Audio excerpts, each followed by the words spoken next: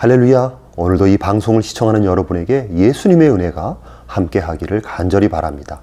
오늘 말씀은 요한복음 4장 7절에서 10절과 또 16절에서 18절입니다.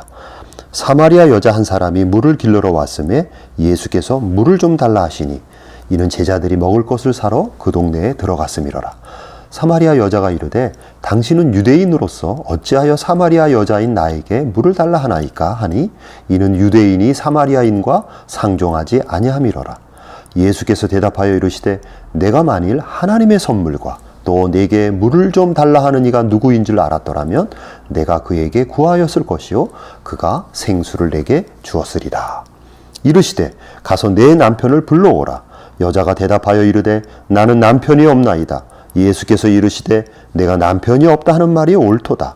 너에게 남편 5이 있었고 지금 있는 자도 내 남편이 아니니 내 말이 참되도다.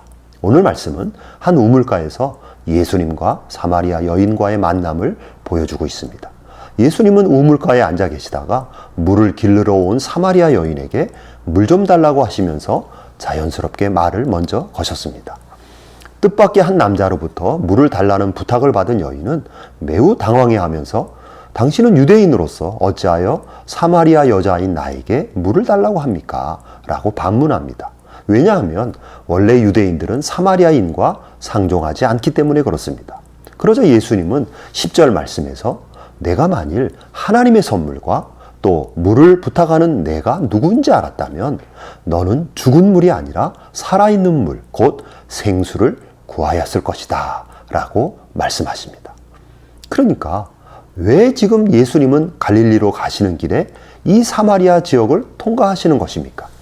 바로 예수님은 하나님의 선물을 가지고 이 사마리아 여인에게 하나님의 선물을 주시기 위해서 이곳에 오신 것입니다. 그래서 예수님은 이 여인에게 내가 너에게 가지고 온 하나님의 선물과 또 내가 누구인지를 알았다면 생수를 구하였을 것이다 라고 말씀하신 것입니다. 그러니까 여러분, 예수님은 의도적으로 사마리아 지역에 오셔서 이 우물가에서 이 여인을 기다리신 것입니다. 이 여인에게 하나님의 선물을 주시려고, 이 여인에게 영원히 목마르지 않는 생수를 주시려고 예수님께서 사마리아 땅으로 들어오신 것입니다. 그렇다면 예수님이 가지고 온 하나님의 선물은 무엇입니까? 예수님이 가지고 온 하나님의 선물은 바로 예수님 자신입니다. 예수님 자신이 이 여인에게 가장 큰 하나님의 선물입니다. 예수님은 친히 하나님의 선물이 되셔서 이 여인을 찾아오신 것입니다.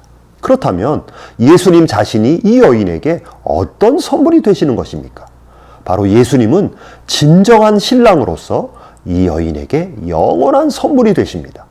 예수님은 진정한 신랑을 만나지 못한 이 여인에게 친히 진정한 신랑이 되어주심으로 이 여인에게 선물이 되어주시는 것입니다. 예수님은 이 세상에 내려오실 때 신랑이 신부를 찾는 것 같이 예수님은 자신의 신부를 찾기 위해서 이 세상에 내려오셨습니다. 예수님은 모든 성도들의 영원한 신랑이 되십니다. 그래서 예수님이 공생애를 알리는 세례를 받으실 때 하늘이 열리고 성령이 비둘기같이 예수님 위에 머물렀다고 기록해주고 있습니다. 성령의 역사가 비둘기의 모양으로 나타나신 것입니다. 여러분, 성경에서 이 비둘기는 신랑으로서 신부를 찾아가는 사역을 상징적으로 보여주는 모형인 것입니다. 성령이 비둘기같이 임했다는 것은 예수님은 신랑으로서 온 땅을 두루 다니시면서 자신의 신부를 찾는 것이 바로 메시아로서의 예수님의 주된 사역임을 알려주는 것입니다. 그래서 예수님은 온 유대와 사마리아와 땅끝까지 이르러 자신의 신부가 있는 곳이면 어디든지 온 땅을 두루 다니시면서 신부를 찾아다니시는 것입니다. 사마리아로 오신 이유도 비둘기 같은 성령의 사역, 즉 신랑이 신부를 찾는 사역을 감당하기 위해서 이 땅으로 들어오신 것입니다. 그리고 이 지역에 사는 사마리아 여인을 만나시고 이 여인을 자신의 신부로 부르시는 것입니다. 그리고 예수님은 자신이 스스로 선물이 되셔서 이 여인의 진정한 남편이 되어 주시는 것입니다. 예수님은 이 여인의 영혼을 시원케 해주시고 예수님은 이 여인의 인생의 모든 갈증을 다 해결해 주시는 진정한 남편으로서 이 여인에게는 가장 큰 선물이 되어주시는 것입니다. 예수님은 예수님 자신이 이 여인의 진정한 남편임을 깨닫게 해주시려고 16절에서 내 남편을 불러오라고 말씀하십니다. 그러자 여인은 저에게는 남편이 없습니다 라고 대답합니다. 사실은 이 여인에게는 과거에 5명의 남편이 있었고 지금은 또 다른 남편과 살고 있습니다. 그러니까 지금까지 이 여인은 총 6명의 남편이 있는 것입니다. 그러나 이 여인은 6명의 남편을 통해서 진정한 사랑이나 진정한 행복을 경험하지 못하고 영혼과 마음이 허전한 상태에서 지금까지 인생을 살아오고 있는 것입니다. 이 여인은 돈이 많은 남편과 살아보았고 외모가 수려한 남편과 살아보았습니다. 힘이 장수인 남편과 살아보았고 머리가 비상한 남편과도 살아보았습니다. 그러나 그 누구도 이 여인의 영혼의 갈증을 해결해 주지는 못했습니다. 그래서 여러 남자들을 바꾸면서 험한 인생을 살면서 이 여인의 영혼의 갈증은 더욱더 심해졌습니다. 그런데 드디어 예수님께서 이 여인의 진정한 남편으로서 이 여인을 찾아오신 것입니다. 그리고 예수님은 이 사마리아 여인을 자신의 신부로 부르시는 것입니다. 예수님은 자신의 신부를 부르셔서 신부의 모든 허물과 죄를 깨끗하게 다 씻어주십니다. 자신의 신부로 맞이하기 위해서 모든 죄의 허물을 예수님의 보혈로 다 씻어 정결케 만들어주시는 것입니다. 그래서 가장 정결하고 가장 순결한 신부로 만들어주십니다. 그리고 신부의 모든 영혼의 갈증을 시원하게 해결해 주시는 것입니다. 그리고 예수님은 영원한 신랑으로 영원한 남편으로 자신의 신부를 한없는 사랑으로 품어주시는 것입니다. 여러분, 예수님은 사마리아 여인을 신부로 부르셨듯이 오늘날 여러분에게도 예수님은 찾아오셔서 여러분을 예수님의 신부로 불러주시는 것입니다.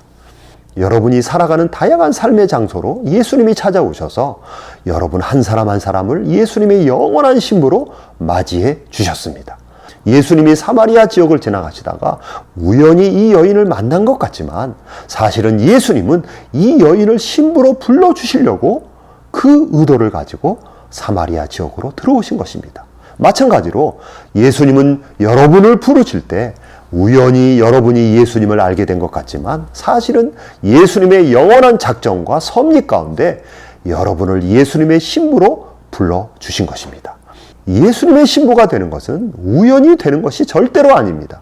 예수님의 사랑과 예수님의 의도와 예수님의 영원한 작정 속에서 여러분 한 사람 한 사람이 예수님의 신부로 부름을 받는 것입니다.